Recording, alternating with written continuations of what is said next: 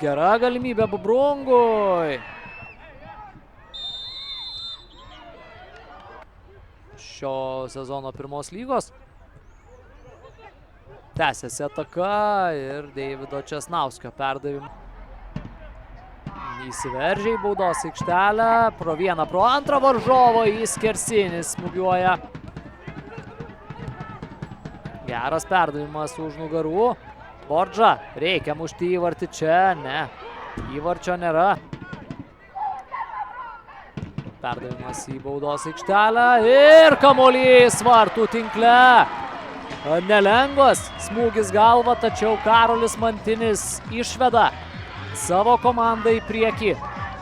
Štai taip, artėjant prie pabaigos iš Nigerijos Mikodalija.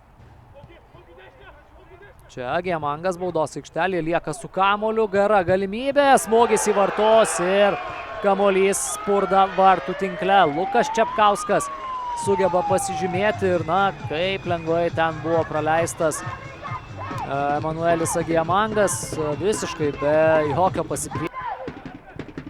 Gražiai išsivysto dabar Babrungo ataka, 3-2 ir čia galima kažką nuveikti. Geras perdavimas, smūgis galva. Baudos aikštelėje Transinvest, smūgis iš kairės pusės ir čia dar vienas.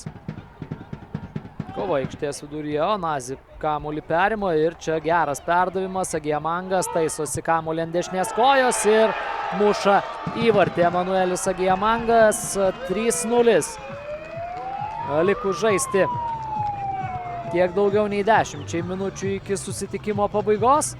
Ir Emanuelis Agiamangas, kaip jau ir minėjau, net ir praėjusiame sezone buvo vienas iš rezultatyviausių.